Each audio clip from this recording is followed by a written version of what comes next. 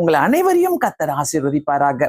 எங்கெங்கெல்லாம் நீங்க பார்த்துட்டு இருக்கிறீங்கன்ட்டு நீங்க எழுதுனா கூட நல்லா இருக்கும், நீங்க போட்டா கூட நல்லா இருக்கும். உங்க ஜப குறிப்புகளை 8:20 நீங்க எங்களுக்கு அனுப்பிடலாம்னா கடைசியிலே உங்களுடைய பெயர்களை சொல்லி நாங்கள் ஜெபிக்க எங்களுக்கு வசதியாக இருக்கும். இந்த நேரத்துல நாம் ஆண்டவருடைய வார்த்தையை நம்ம கேட்க போகிறோம். ஒரு நிமிடம் ஜெபம் பண்ணலாம் ஆண்டவர்கிட்ட.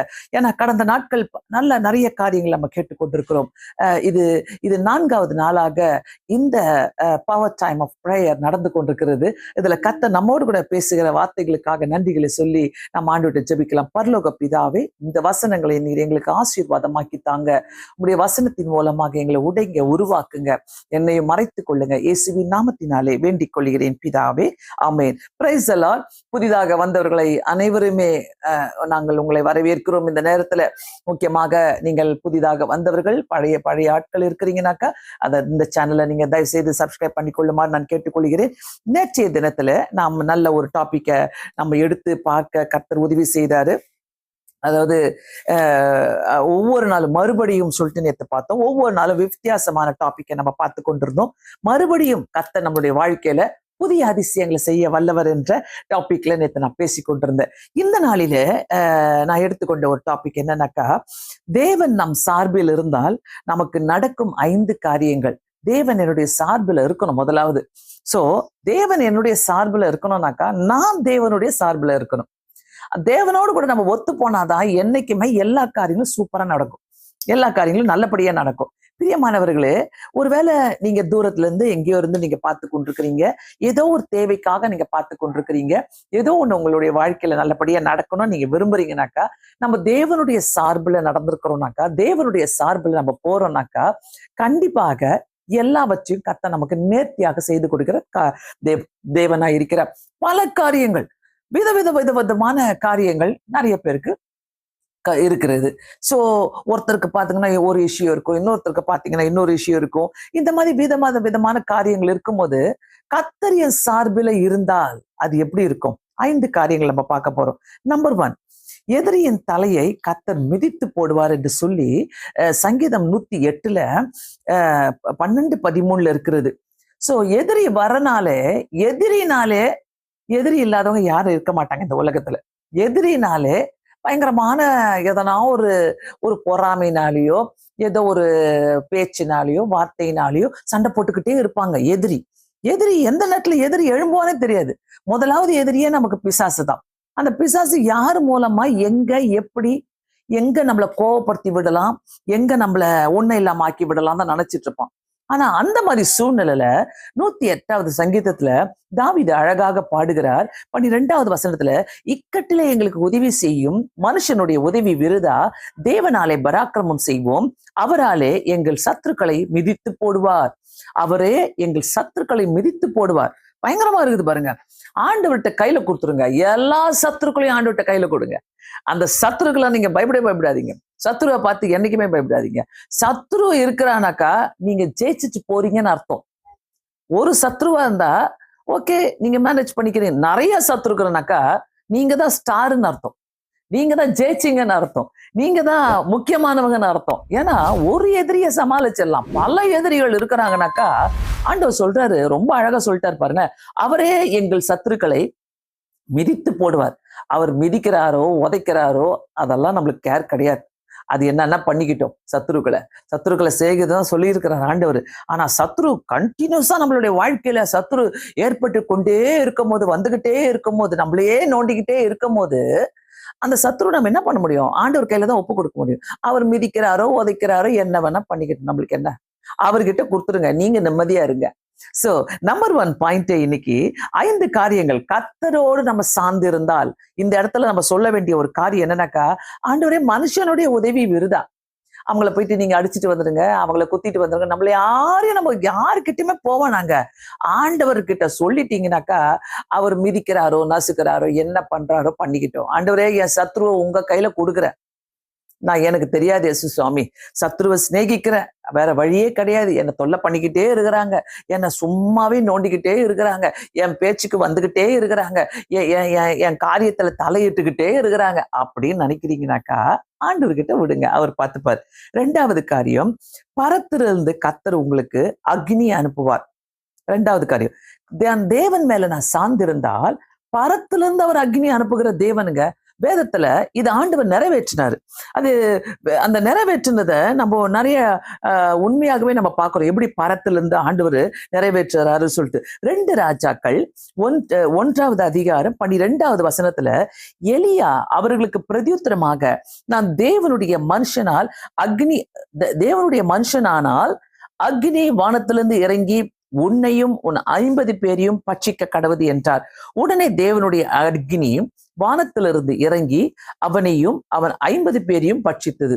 எப்படி பாருங்க, ஆனா தேவனுடைய மனிதனானால் அப்படி கேட்கிறார். சோ எலியா இந்த இடத்துல தேவனோடு சார்ந்திருக்கிறார். தேவனோடு சார்ந்திருக்கிறவங்களுக்கு இப்படிப்பட்ட அதிசயங்களை கர்த்தர் செய்து முடிப்பார். சோ நம்ம போயிட்டு ஏதாவது ஒரு குழப்பம் வருது, ஏதாவது சண்டை வருதுன்னா ஆண்டவர்கிட்ட போய் அந்த நேரத்துல நின்று, ஆண்டவரே இப்போ வானத்திலிருந்து ஒரு அக்னியை போட்டு ஒன்னும் இல்லாம ஆக்கிடுங்க ஆண்டவரே அப்படின்லாம் நம்ம ஜெபம் பண்ணக்கூடாது. அப்படி கிடையாது, ஆண்டவரே அதை பார்த்துப்பாரு. சோ அவர் ஆண்டவர்கிட்ட கேட்கிறாரு, அந்த 50 பேரை நான் என்ன பண்ணுவேன்? அந்த 50 பேரும் அவங்கள நான் எப்படி நான் கையாளுவேன்னு தெரியாது. நான் தேவனுடைய மனிதனானால் சொல்றாரு பாருங்க, அந்த ஒரு ஸ்ட்ராங் வார்த்தை, ஒரு வல்லமையான வார்த்தை நமக்குள்ள இருந்து கிளம்பணும். நான் தேவனுடைய மனிதனானால் நம்ம சொல்றது ஈஸி. அவரோடு கூட சார்ந்திருக்கிறவங்க மட்டும்தான் இந்த வார்த்தையை சொல்ல முடியும். சோ சொல்றாரு, உன்னையும் உன் 50 பேரையும் பட்சிக்க கடவுது என்றான். உடனே தேவனுடைய அக்னி வானத்திலிருந்து இறங்கி அவனையும் அவன் 50 பேரையும் பட்சித்தது. ரொம்ப அழகா இருக்குது. ஏன்னா கர்த்தருடைய சார்புல இருக்கிறவங்களுக்கு எல்லாமே சூப்பரா நடக்கும். அந்த அக்னியில போட்டாங்க சாத்ராக், மேஷாக், ஆபேத்நேகோவை. ஒரு முடி கூட பொசுங்காம அவங்க வெளியே வந்தாங்க. சோ இதெல்லாம் பார்க்கும்போது கர்த்தர் நம்மோடு கூட இருக்கிறார்ல, கர்த்தர் நம்மளை பார்த்துக்கிட்டே இருக்கிறார். நமக்கு வேண்டிய ஒவ்வொரு காரியத்தையும் நமக்கு செய்து கொடுக்கிற தேவனா இருக்கிறார். 3வது காரியம், தேவன் நம் சார்பில இருந்தால் நமக்கு நடக்கிற காரியங்கள். தேவன் நம் சார்பில் இருந்தால். 3வது காரியம், இருதயத்துல இருக்கிற பயத்தை நீக்கி போடுகிறவர். ஆமென். இருதயத்துல இருக்கிற பயத்தை, அதாவது தேவன் நம்ம சார்புல இருக்கும் போது இருதயத்துக்குள்ள, இன்னைக்கு பாத்தீங்கன்னாக்கா இந்த நாளில அநேகருக்கு பயங்கள் நிறைய உண்டு. ஃபியூச்சரை குறித்து பயம், லைஃப் பார்ட்னர் குறித்து பயம், வீட்டுக்குள்ள பணத்தை குறித்து பயம், நிறைய பயங்கள். வேலையை குறித்து பயம். இப்பெல்லாம் பாத்தீங்கன்னாக்கா வேலையில இருந்து எடுத்துடுறாங்க. அன்னைக்கு ஒரு நியூஸ் படிக்கிறோம், என்னன்னாக்கா 40 வயசுக்கு மேல இனிமேல் வேலையில வைக்க மாட்டாங்களாம். அப்படி வேலையை இழந்தவங்க இந்த வருஷம் 1 வருஷம் கூட ஆகி முடிக்கல, தொடங்கி ஒரு 4 மாசம் தான் ஆகுது. இப்பவே 1 லட்சத்துக்கு மேல நிறைய பேர் வேலை இல்லாம இருக்கிறாங்க, 40 வயசுக்கு மேல இருக்கிறவங்க. அப்படி வேலை இல்லாத ஒரு பயம், வீட்டுக்கு வந்தாலே ஒரு பயம், என்ன செய்வதுன்னே தெரியாது. இன்னைக்கு நான் ஒருத்தவங்கள்ட்ட பேசிட்டு இருக்கும்போது சொல்றாங்க, வீட்டுல சமாதானமே இல்லை, நான் என்ன பண்றேன்னே தெரியல அப்படின்றாங்க. வீட்டுக்குள்ள எப்ப பாரு சண்டை, எப்ப பாரு வேண்டாத காரியங்கள் எல்லாம். வீட்டுக்கு வேலை முடிச்சுட்டு வீட்டுக்கு வரும்போது, ஐயோ வீட்டுல பயமா இருக்குது, வீட்டுக்கு போறதுக்கு சண்டை நடக்குமோ, ஐயோ அவர் என்ன அடிச்சிடுவாரோ, ஐயோ என் வைஃப் என்கிட்ட சண்டை போடுவாங்களோ, என் பிள்ளைங்க குடிச்சிட்டு வருவாங்களோ, என் பிள்ளைங்க வேற ஏதாவது பாவத்துல போயிட்டு இருப்பாங்களோ. அப்படி உட்காந்து சில பயங்களே நம்ம நினைச்சிட்டு இருக்கிறோங்க. பயம் அநேகருக்கு ஒரு தீ மாதிரி, ஒரு குட்டி பயத்தை சாத்தான் போட்டுருவான் உங்க மனசுக்குள்ள. அதை பெருசா பெரிய தீ ஆக்கிடுவான் அவன். அந்த தீ அப்படியே பரவிக்கிட்டே போவோம். அதை யோசித்து யோசித்து யோசித்து பாத்தீங்கன்னாக்கா பிபி ஏறிடும், தலைவலி வந்துடும், எல்லாமே வந்துடும். அந்த நேரத்துல வயிற்ற கலக்கிடும். ஐயோ, இப்படிப்பட்ட பயங்கள்லாம் வரும்போது அந்த பயத்துக்கு நான் இடம் கொடுக்கணுமா? கர்த்தர் என் சார்பில் இருந்தால் அந்த பயங்கள் எனக்குள்ள வருமா? கர்த்தர் என்னுடைய சார்பில் இருக்கிறார்னாக்கா பயத்துக்கு அங்க வேலையே கிடையாது. அதனால்தான் 34வது சங்கீதத்துல ரொம்ப அழகா சொல்லப்படுகிறது. எனக்கு அந்த சங்கீதம் ரொம்ப பிடிக்கும். அதுல ஒரு வசனம், 34வது சங்கீதம், நான் கர்த்தரை தேடினேன், அவர் எனக்கு செவி கொடுத்து என்னுடைய எல்லா பயத்துக்கும் என்னை நீங்களாக்கி விட்டார். நான் கர்த்தரை தேடினேன். பயம் வருகிற நேரங்களில, பயம் வருதோ வரலையோ, கர்த்தரை எப்போதுமே தேடுங்க. அப்போ என்னுடைய எல்லா பயத்துக்கும் என்னை நீங்களாக்கி விட்டார். எவ்வளவு ஒரு நல்ல ஒரு வார்த்தை பாருங்க. ரொம்ப சந்தோஷமா இருக்குது இந்த வார்த்தையை கேட்கும் போது. யாரா இருந்தாலும் ஒருவேளை பயத்தோடு நீங்க இருந்து பார்த்துக்கிட்டு இருக்கிறீங்கனாக்கா, பயத்தோட நீங்க எதையோ யோசிச்சுட்டு இருக்கிறீங்கனாக்கா பயப்படாதீங்க, கர்த்தரை தேடுங்க. பயப்படுற நேரத்துல கர்த்தரை தேடுங்க. நான் கர்த்தரை தேடுனேன், எனக்கு அவர் செவி கொடுத்து என்னை எல்லா பயத்துக்கும் என்னை நீங்களாக்கி விட்டார். எவ்வளோ ஒரு அழகான வார்த்தை இல்ல. ஆண்டவர் தாவீது சொல்றாரு. அதை தொடங்கும் போதே ரொம்ப அழகா இருக்கும். கர்த்தரை நான் எக்காலத்திலும் ஸ்தோத்தரிப்பேன். அவர் தொடங்குவாரு. அந்த அந்த சங்கீதம் முழுதவே நல்லா இருக்கும். ஆனா இந்த இடத்துல பயத்துக்காக அவர் பேசும்போது ரொம்ப தெளிவா பேசுறாரு. நான் கர்த்தரை தேடினேன். கர்த்தரை தேடுங்க. எந்த பயத்துல நீங்க எங்க உட்கார்ந்துட்டு இருந்தாலும், ஒருவேளை கர்த்தர் இந்த வார்த்தையை உங்களுக்காக தான் பேசுறாருனாக்கா, ஏதோ ஒரு பயத்துல நான் இருக்கிறேன். எனக்கு அட்மிஷன் இப்ப பாத்தீங்கன்னா எல்லாரும் அட்மிஷனுக்கு ட்ரை பண்ணுவாங்க. நீட் எக்ஸாம் எழுதுவாங்க, வேற வேற ஸ்டடீஸ்க்கு ட்ரை பண்ணுவாங்க, காலேஜுக்கு ட்ரை பண்ணுவாங்க, ஸ்கூலுக்கு ட்ரை பண்ணுவாங்க. எங்க ட்ரை பண்ணாலும், எந்த எந்த விஷயமா இருந்தாலும், அப்படி எனக்கு சீட்டு கிடைக்குமா, நான் ஃபீஸ் எப்படி கட்ட போறேன், இப்படிப்பட்ட பயத்துல எல்லாம் இருக்கிறீங்கனாக்கா கவலைப்படாதீங்க, பயப்படாதீங்க. கர்த்தரை தேடுங்க. குடும்பமா உட்கார்ந்து கர்த்தரை தேடுங்க. ஆண்டவரை தேடுகிற நேரங்களில கண்டிப்பா கர்த்தர் நமக்கு உதவி செய்கிற தேவனா இருக்கிறாரு. ஆண்டவருக்கு ரொம்ப நன்றி சொல்லணும். எங்க வீட்டுல எல்லாம் பிள்ளைங்க சின்ன பிள்ளைங்களா இருக்கும் போது படிக்கும் போது அவங்களுக்கு ஃபீஸ் கட்டணும். இந்த மாதிரி ஏப்ரல், மே, மார்ச், ஜனவரி வந்தாலே ஒரு ஒரு பயம் எங்களுக்குள்ள. என்னடா பண்ண போறோம், எப்படி ஃபீஸ் பே பண்ண போறோம், எப்படி ஃபீஸை பே பண்ண போறோம் அப்படின்னு யோசிச்ச நாட்கள்லாம், கடந்து வந்த நாட்கள்லாம் உண்டு. ஆனா நாங்க என்ன செஞ்சோம்னாக்கா, குடும்பமா உட்காந்து ஜெபம் பண்ணுவோம். பிள்ளைங்கள்ட்ட சொல்லுவோம், உனக்கு இவ்வளவு ஃபீஸ் தேவைப்படுது, நீ உன்னுடைய ஃபீஸுக்காக ஜெபம் பண்ணு. உனக்கு உன்னுடைய யூனிஃபார்முக்கு இவ்வளவு தேவைப்படுது, நீ அதுக்காக ஜெபம் பண்ணு. உன்னுடைய புக்ஸுக்கு இவ்வளவு தேவைப்படுது, நீ ஜெபம் பண்ணு. சொல்லித்தாங்க. நீங்களே தலைமையில போட்டுக்காதீங்க. அம்மா அப்பா பெற்றோர்கள் நீங்க அதை எல்லாத்தையும் தலைமையில போட்டுக்காதீங்க. என் பையனை நான் எப்படி படிக்க வைக்க போறேன், என் பையனை நான் எப்படி எப்படி நான் ஃபீஸ் கட்ட போறேன், என் பொண்ணுக்கு நான் எப்படி ஃபீஸ் கட்ட போறேன். பயப்படாதீங்க. நிறைய பயங்கள் உண்டு. பொண்ணுக்கு எப்படி நான் கல்யாணம் பண்ணி வைக்க போறேன், கோல்டு விற்கிற விலைக்கு, சில்வர் விற்கிற விலைக்கு நான் எப்படி கல்யாணம் பண்ணி வைக்க போறேன், நான் திருமணத்தை எப்படி செய்ய போறேன், ஐயோ ஆண்டவரே என்னால முடியாது, இப்படிலாம் நீங்க பயந்துட்டு இருக்கிறீங்கனாக்கா கர்த்தரை தேடுங்க. அந்த வசனமே சொல்லுது, நான் கர்த்தரை தேடினேன், நான் கர்த்தரை தேடினேன், அவர் எனக்கு செவி கொடுப்பாரு. நம்ம கர்த்தரை தேடி பாருங்க. ஒரு நாள் மட்டும் ஜெபம் பண்ணாதீங்க. ஆண்டவரே நான் இந்த பயத்துக்குள்ள இருக்கிறேன், எனக்கு பயமா இருக்குதுன்னு சொல்லிட்டு ஒரு பயத்துக்குள்ள மட்டும் இருக்காதீங்க. கண்டிப்பா எல்லா பயத்தையும் கர்த்தர் நீக்கி போட வல்லவரா இருக்கிறார். எல்லா பயத்தையும், உங்க பிள்ளைகளை குறித்து கவலைப்பட்டு இருக்கிறீங்க, அவங்க எப்படி போக போறாங்க, எல்லாத்தையும் ஆண்டவருடைய பலத்தை கருத்துக்குள்ள வச்சிருங்க. இந்த பயம்லாம் எனக்கு வேணாம் ஆண்டவரே.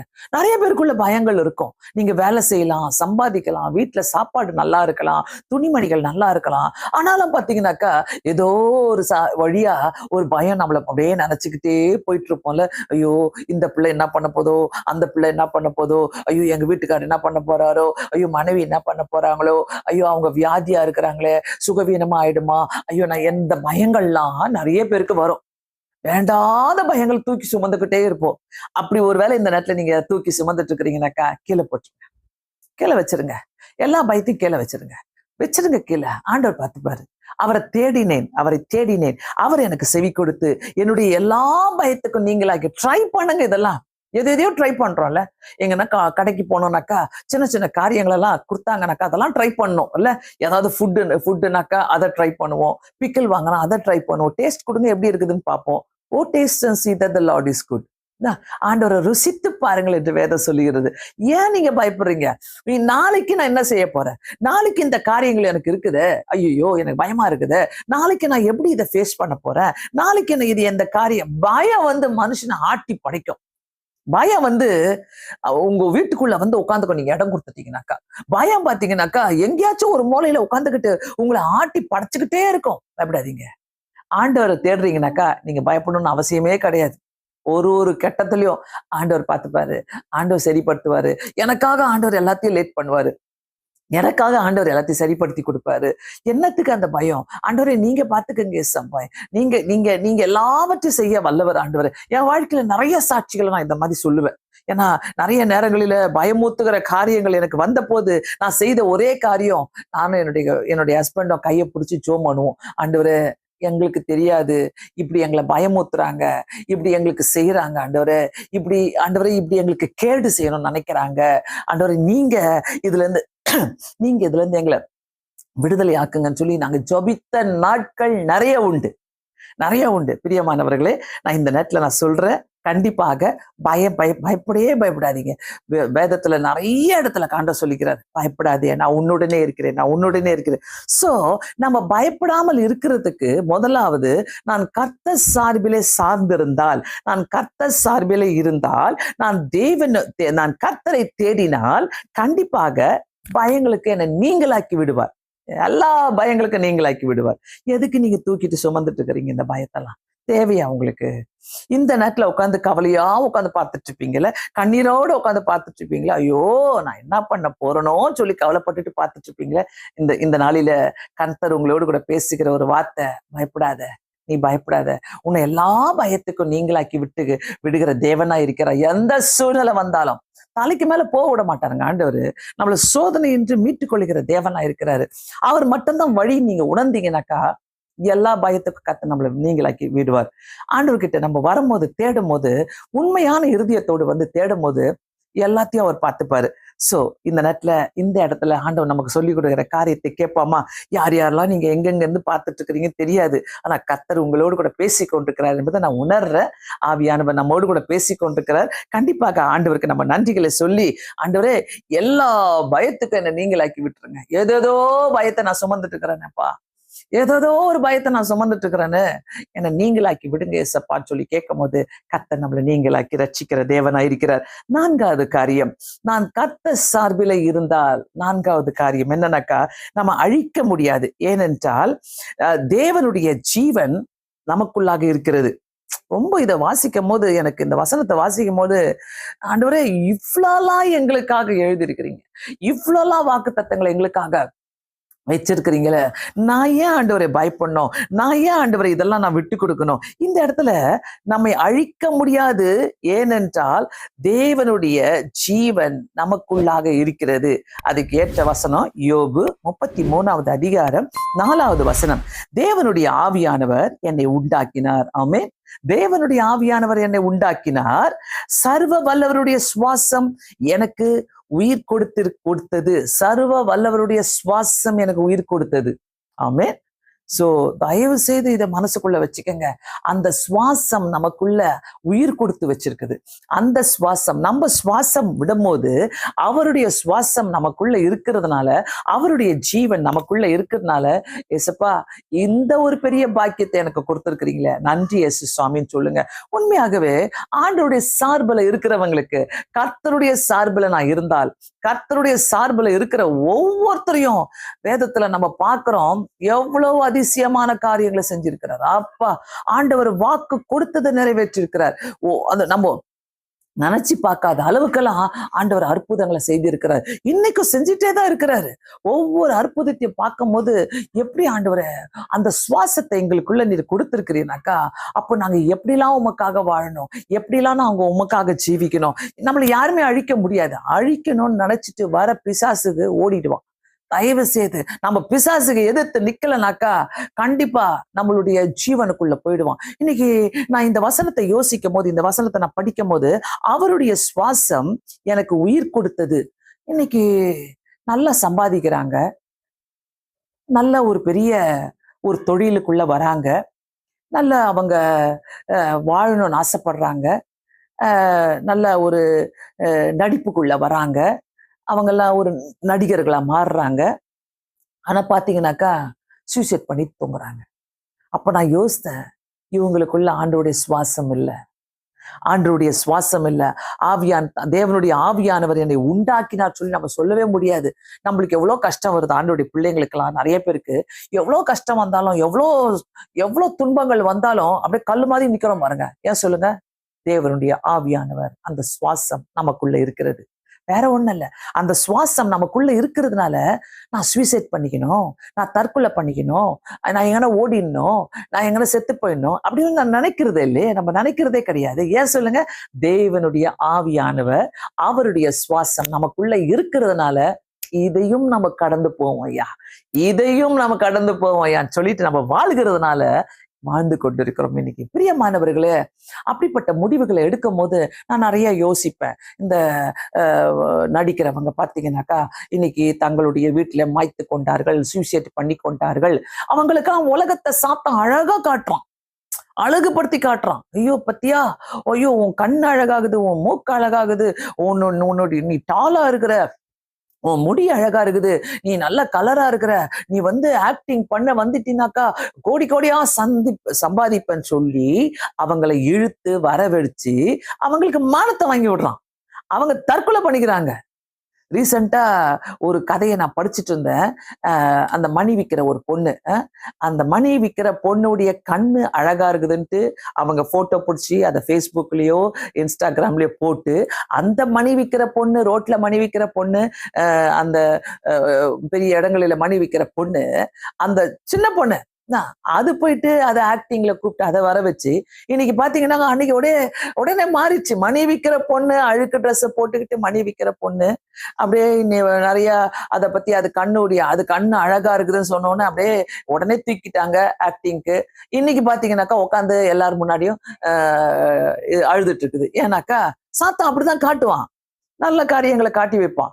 இப்படி இருக்குது, அப்படி இருக்குது, இப்படி எல்லாம் காட்டிட்டு கடைசியில என்ன ஆகுது, இன்னைக்கு அந்த பொண்ணு போயிட்டு ஐயோ என் லைஃப் இப்படி இருக்குது, என் லைஃப்ல இப்படி ஆயிடுச்சு, இப்படி எல்லாம் என்ன இப்படி பண்றாங்க, அப்படி பண்றாங்க, இப்படி செஞ்சாங்க, அப்படி செஞ்சாங்க சொல்லி பேசும்போது நம்ம அதெல்லாம் பார்த்துட்டு இருக்கிறோம்ல. அப்ப நான் நினைப்பேன், ஆண்டவரே உலகத்தின் காரியங்கள் என்னை ஏமாத்தாதபடி நான் உங்க சார்புல இருந்ததுனாலதான் உலகத்தை நம்பி நிறைய பேர் போயிடுறாங்க. இந்த சைட்ல போனா இப்படி ஃபேமஸ் ஆயிடலாம், அந்த சைட்ல போனா இப்படி ஃபேமஸ் ஆயிடலாம், இப்படி போனா நம்ம பேரு டிவில வந்துடும், இப்படி போனா நியூஸ் பேப்பர்ல வந்துடும். அந்த மாதிரி வழிகளை தேர்ந்து கொண்டு போகும்போது சாத்தான் ஏமாத்துறான். சாத்தான் நமக்காக பெரிய டோர்ஸை திறந்து தருவான். நித்யா உனக்கு எவ்வளவு நல்லா இருக்கு, உலக பிரகாரமான காரியங்களை திறந்து கொடுத்து சாத்தான் நம்மளை வழி நடத்தும் போது மானத்தை வாங்கிட்டு வருவோம். ஏன்னா அவருடைய சுவாசம் நமக்குள்ள இல்லை. அவருடைய சுவாசம் நமக்குள்ள இருக்குதுனாக்கா உச்சந்தலையிலிருந்து உள்ளங்கால் வரைக்கும் நம்முடைய வாழ்க்கையில பிரமாதமான காரியங்களை செஞ்சு கொண்டு வருவார்.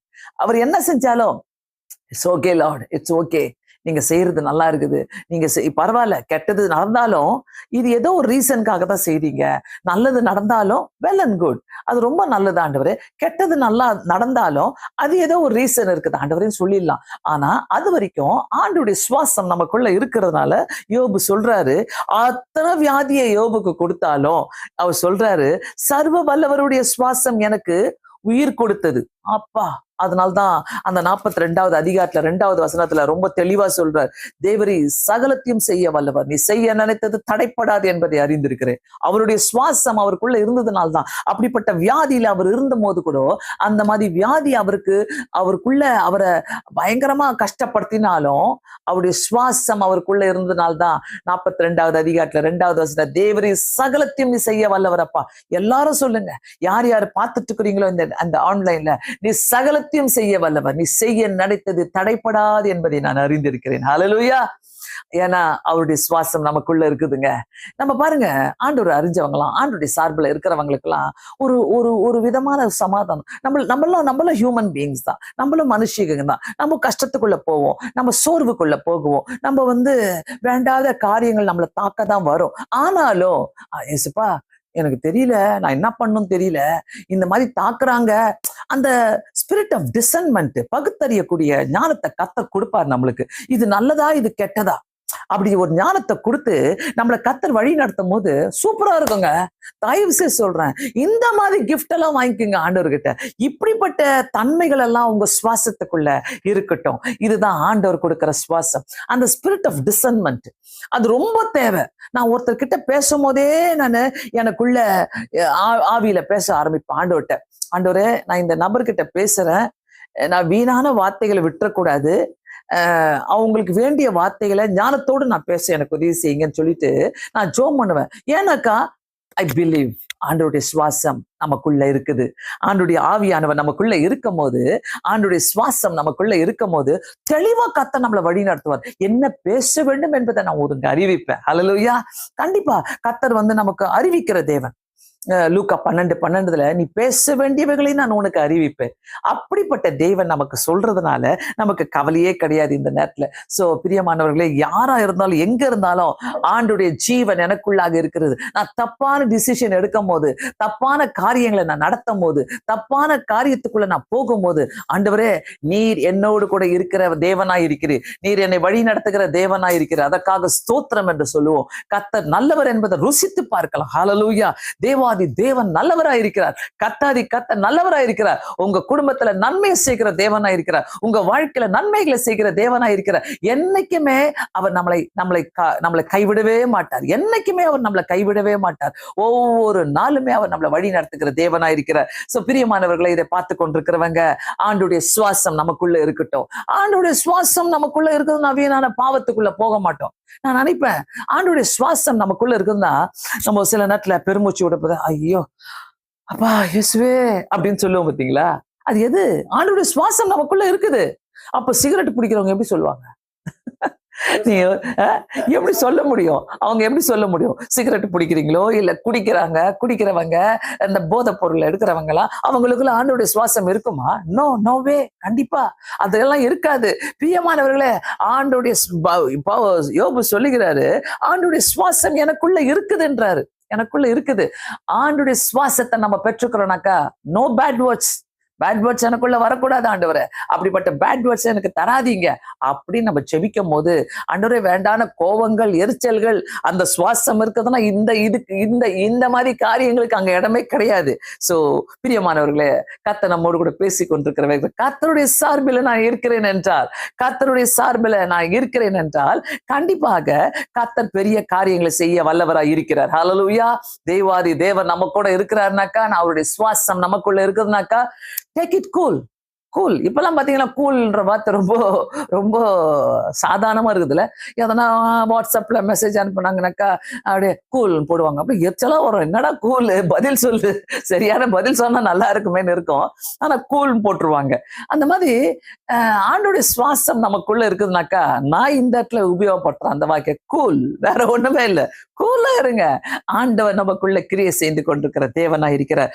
ஐந்தாவது காரியம், பிரைஸ் தி லார்ட். ஐந்தாவது காரியம், கர்த்தர் என்னுடைய சார்பில இருந்தார். ஐந்தாவது காரியம், எனக்கு ரொம்ப பிடிச்சமான வசனம். நான் அடிக்கடி இதை ஜெபிக்கிற வசனம், இதை வைத்து நான் ஜெபிக்கிற வசனம். ஏன்னா வாழ்க்கையில நான் நிறைய போராடிக்கிறேன், நிறைய காரியங்களை நிறைய பேரோடு போராடிக்கிறேன். எனக்கு எப்படி தேடிக்கிட்டு வராங்கன்னே சொல்ல முடியாது. அந்த மாதிரி ஒவ்வொரு பிரச்சனையும் தேடிட்டு வந்த நாட்கள்லாம் உண்டு. அப்போ உட்காந்து போயிட்டு அவங்க கிட்ட சண்டை போடணும், அவங்களை கண்டுபிடிச்சி இப்படி மாட்டி விடணும், அப்படி நான் அப்படிலாம் யோசிக்கவே மாட்டேன். அந்த மாதிரி கிடையாது. முட்டி போட்டு ஜெபம் பண்ணிடுவேன். ஆண்டவர்ட்ட முட்டி போட்டு ஜெபிக்க ஆரம்பிச்சேன்னா அது பதிலே வேற. இந்த வசனம் எனக்கு ரொம்ப பிடிச்சது. ஐந்தாவது காரியம், நான் கர்த்தருடைய சார்பில இருந்தால், ஐந்தாவது காரியம், நமக்கு எதிராய் அனுப்பப்பட்ட தீய காரியங்களை அனுப்பியவர்களுக்கே திருப்பி விடுவார். ஆமென். அனுப்பியவர்களுக்கே திருப்பி விடுவார். எந்த தீய காரியங்கள் யாரு அனுப்புனாங்களோ அந்த தீய காரியத்தை திருப்பி அங்கவே அனுப்புவார். சோ ஒருத்தர் நமக்கு சமாதானம் இல்லாம ஆக்குறாங்க. நல்லா கவனிங்க. நிறைய பேருடைய வாழ்க்கையில் இது ஏற்பட்டிருக்கும். அதாவது நம்மளுடைய வாழ்க்கையில இன்னைக்கு நம்ம சமாதானமா இருக்கக்கூடாது நினைச்சிட்டாங்கனாக்கா, அதை எப்படியாச்சும் சுத்தி வளைச்சு கிளச்சி அந்த போன் வழியா போட்டுருவாங்க நம்மளுக்கு, இல்ல நமக்கு தெரிஞ்சவங்க வழியா போட்டுருவாங்க, சொந்தக்காரங்க வழியா போட்டுருவாங்க, கூட பிறந்தவங்க வழியா போட்டுருவாங்க. அது எப்படியோ நம்ம காடுக்கு திடீர்னு போன் பண்ணுவாங்க, ஹலோ எப்படி இருக்கிறீங்க, என்ன பண்றீங்க அப்படின்னு மெதுவா ஆரம்பிச்சு, அப்புறம் அது என்னது, இது அந்த காரியம் வந்தது இல்ல, அந்த காரியம் நடந்தது, அவங்க என்ன சொன்னாங்க, அவங்க உன்னை பத்தி இப்படி பேசுறாங்க, முடிஞ்சிச்சா கதை, அவ்வளவுதான். அன்னைக்கு நைட்டு தூக்கம் வருமா உங்களுக்கு? தூக்கமே வராதுல்ல. இதேதான். சோ நீங்க என்ன பண்ணுவீங்க, நீங்க செய்யாதத அன்னைக்கு நைட்டு உங்களை செஞ்சிட்ட சொல்லி உங்களுக்கு ஒரு நியூஸ் அனுப்பி உங்க காதுல விழ வச்சு அதை செய்யறாங்கனாக்கா, அப்ப நீங்க என்ன பண்ணணும், நீங்க உட்கார்ந்து அழாதீங்க. இப்படிப்பட்ட காரியங்கள் வரும்போது உங்களை பத்தி பேசிட்டாங்களேன்னு சொல்லி புலம்பிட்டு இருக்காதீங்க. குடும்பமா உட்காந்து நடு வீட்டுல உட்காந்து புலம்பிட்டு இருக்காதீங்க. நல்லா குடும்பமா உட்காந்து ஒரே ஜபம், ஆண்டவரே இந்த இரவுல எங்களை சமாதானம் இல்லாம ஆக்கிட்டாங்க, இதே அவங்களுக்கு நான் திருப்பி அனுப்புறேன். அடுத்த நாள் நீங்க சந்தோஷமா போவீங்க. அனுப்பின கும்பல் இருக்குது பாத்தீங்களா, அது எல்லாத்தையும் விட்டுட்டு, ஐயோ நான் ஏன் இப்படி பண்ணேன், நான் எதுக்கு இப்படி செஞ்சேன், என் வாழ்க்கையில சமாதானம் போயிடுச்சே, இந்த மாதிரி ஆட்கள் நிறைய உண்டுங்க. இவங்க நண்டு தோறக்கா மாதிரி அப்படியே சைட்லயே வருவாங்க. நண்டுங்க மாதிரி இப்படி சைட்லயே போவாங்க. நல்லா புரிஞ்சுக்கங்க. இதெல்லாம் ஓவர் கம் பண்ணி தான் ஆகணும். கர்த்தர் நம்ம சார்பில் இருந்தானாக்கா நம்மளை எதிர்த்து வரவங்களுக்கு எல்லாம் பயப்படவே கூடாதுங்க. இந்த வசனம் நான் படிக்கும் போது என்னை இன்னும் கொஞ்சம் பூஸ்ட் பண்ணுச்சு என்னுடைய வாழ்க்கையில. இந்த வசனத்தை நான் காட்டி கொடுக்குறேன். இப்படி ஒரு வசனம் இருக்குதான் நீங்க ஒருவேளை கேட்கலாம். திருப்பி அனுப்பி விடுங்க. என்ன சமாதானம் இல்லாம பண்ணியா? ஓகே, ஆண்டவர்ட்ட ஜெபம் பண்ணுங்க. ஏசப்பா, என்னை சமாதானம் இல்லாம ஆக்கிட்டாங்க. வீட்டுக்குள்ள வந்து என்னை திட்டிட்டு போறாங்க, என்கிட்ட சண்டை போடுறாங்க, போன் மூலமா யார் மூலமா எனக்கு தீய காரியம் எல்லாம் செஞ்சு அனுப்புறாங்க. எனக்கு தெரியாத ஆண்டவரே, ஐ வில் பிளாக் திஸ். நான் இதை பிளாக் பண்ணிடுறேன். நான் திருப்பி அங்க அனுப்புறேன் ஆண்டவரை சொல்லிட்டு ஜெபம் பண்ணுங்களேன். கர்த்தர் நம்முடைய வாழ்க்கையில பெரிதான காரியங்களை செய்கிற தேவனா இருக்கிறார். என்னன்னாக்கா நெகேமியா 4வது அதிகாரம் 4வது வசனத்துல எங்கள் தேவனே, அங்க பாருங்க, அலங்கத்தை கட்டுறதுக்காக நெகேமியா அவ்வளோ பாடுபடுறாரு. ஒரு பெரிய அலங்கத்தை கட்டுறாரு அவரு. அதுக்காக பாடுபடும் போது அவருக்கு எழுப்பின விரோதிகள் பாத்தீங்கன்னாக்கா பயங்கரமான விரோதிகள். அந்த 4வது வசனத்துல அவர் ஜெபம் பண்றாரு, எங்கள் தேவனே, நாங்கள் அவமதிக்கப்படுகிறதை கேட்டு அவர்கள் நிந்திக்கிற நிந்தையை அவர்கள் தலையின் மேல் திருப்பி போட்டாரா? திருப்பி போடுங்க. திருப்பி எங்க மேல நிந்தையை அனுப்புறாங்க, அந்த நிந்தையை நீங்க அனுப்புங்க திருப்பி. நான் சில நாட்டுல நிறைய பேரை பார்த்திருக்கிறேன். ஐயோ பேசிட்டு போவாங்க பாருங்க எங்களை எல்லாம். ஐயோ 6 மாசம் கழிச்சு பார்ப்பேன், எங்களுக்கு எங்க மேல என்ன சொன்னாங்களோ அது அவங்க குடும்பத்துல நடந்திருக்கும். அமைதியா இருந்துருவேன். வேணாம் ஏசப்பா, நீங்க பாத்துக்கங்க, நம்மளுக்கு என்னத்துக்கு, திருப்பி மட்டும் அனுப்பிட்டீங்களே, என்ன அனுப்புறீங்களோ அனுப்புலீங்களோ நீங்க பாத்துக்கங்க. எவ்வளோ ஐயோ இயேசுவே நாமத்தினாலே எத்தனை ஃபேஸ் பண்ணிக்கிறோம். என்னுடைய மகனுக்கு நான் திருமணம் ஆகும் போது எல்லாத்தையும் நல்லா செஞ்சு முடிச்சுட்டு ரொம்ப சந்தோஷமா வந்தோம். சந்தோஷமா வந்துட்டு ஒரு வாய் வந்துச்சு பாருங்க. அந்த இடத்துல ஒரு வாய் வந்து அப்படியே திட்டிட்டு போகுது. என்னத்துக்கு திட்டுது, என்ன பண்ணுதுன்னே தெரியல. இவங்க என்ன கல்யாணத்தை பண்ணி முடிச்சாங்க. நான் என் பையனுக்கு பண்றேன் பாரு. எப்போ என் பையனுக்கு கல்யாணம் ஆயிட்டு 5 வருஷம் ஆயிடுச்சு. 5 வருஷமா? எஸ், 5 வருஷம் ஆயிடுச்சு. 5 வருஷத்துக்கு முன்னாடி அந்த அம்மா அவங்க பையனுக்கும் எங்க பையனுக்கும் ஒரே வயசு தான் சொல்லிட்டு போகுது. இவங்க என்ன கல்யாணத்தை நடத்தினாங்க, அவங்களுக்கு நடத்தின நான் இல்ல. அப்படியே கை கட்டிட்டு பார்த்தேன். அட பாவிங்களா, எங்க கூட நாங்க ஒரு போதகர்களுக்கு ஒரு பாஸ்டர்ஸ் ஊழியர் செஞ்சுருக்கிறோம் ஏதோ ஒரு மூலையில. இங்க வந்து எங்க கிட்ட போயிட்டு இந்த வார்த்தையை நீங்க சொல்லிட்டு போறீங்களேன்னு சொல்லிட்டு நாங்க பார்த்துட்டு இருக்கிறோம். அப்போ நான் விட்டுட்டேன். ஆண்டவரே நீங்க பாத்துக்கங்க, அந்த அம்மா ஏதோ ஒரு பொறாமையில பேசிட்டு போகுது, ஆண்டவரே நீங்க பாத்துக்கங்கன்னு சொல்லிட்டு அதுக்கப்புறம் அந்த அம்மாட்ட அதை பத்தி நான் பேசிக்கவே இல்லை. 5 வருஷம் ஆகுது.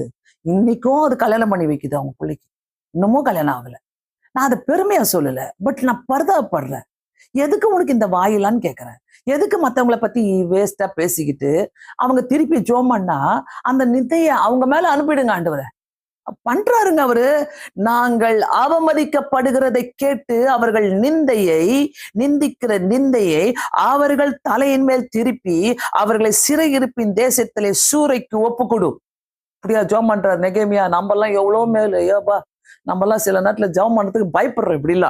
ஆனா இந்த இடத்துல நெகேமியா ஜெபம் பண்றாரு, அவங்கள ஒப்புக்கூடும், இப்படிப்பட்ட சூறைக்கு ஒப்புக்கூடும் அப்படின்னு ஜெபம் பண்றாரு. பிரியமானவர்களே, தேவன் கூட நீங்க சார்ந்து இருக்கிறீங்கன்னாக்கா கர்த்தர் நம்மளை மீட்டுக் கொள்ளுகிற தேவனா இருக்கிறார். நம்ம தலைக்கு மேல போனா கூட பிரச்சனைகளை கூல் பண்ணிடுவாரு.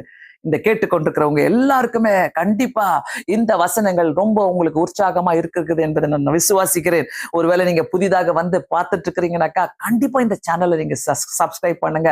ஆண்டவராகிய இயேசு கிறிஸ்து நாமத்தினாலே அநேகருக்கு போய் இந்த வார்த்தைகள் பரவட்டும். ஏன்னா இன்னைக்கு உலகம் தேடிட்டு இருக்குது, எனக்கு ஏதாவது இப்படி ஒரு கவுன்சிலிங் கிடைக்காதா, எனக்கு எப்படியாவது இது ஒரு மாதிரி வார்த்தைகள் கிடைக்காதான்னு உலகம் தேடிக்கொண்டிருக்கிறது. பிரியமானவர்களே, ஆண்டவரோடு கூட சார்ந்து நில்லுங்க.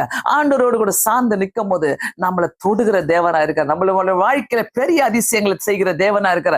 கவலைப்படாதீங்க, எந்த இடத்துலயுமே கவலைப்படாதீங்க. நம் கண்களை மூடி செபிக்க போகிறோம். புதிதாக வந்தவர்கள் தயவு செய்து சப்ஸ்கிரைப் பண்ணிட்டு போங்க சேனலை.